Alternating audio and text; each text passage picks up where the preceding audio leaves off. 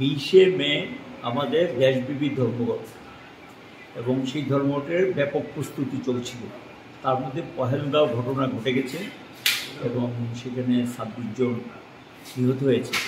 তাদের প্রতি আমরা সমবেদনা শ্রদ্ধা জানাচ্ছি। এটার পরিপ্রেক্ষিতে যে প্রচারটা চলছিল এবং ব্যাপক প্রস্তুতি ছিল ধর্মঘট সার্বিক সফল হবে।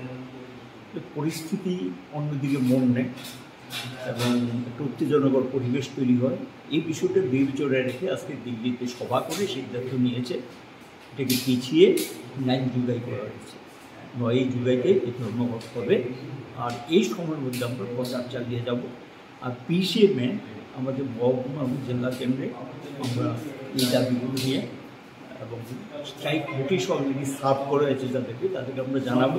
স্ট্রাইকটা ডেভার্ট হবে, এটা 9 জুলাই 20শে মেতে সেটা যেখানে যেখানে যাদেরকে স্ট্রাইক নোটিশ দেওয়া হয়েছে তাদেরকে অবগত করানো হবে এবং সারা রাজ্য এই কর্মসূচি হবে, দেশের সর্বত্র এই কর্মসূচিটা পালন হবে।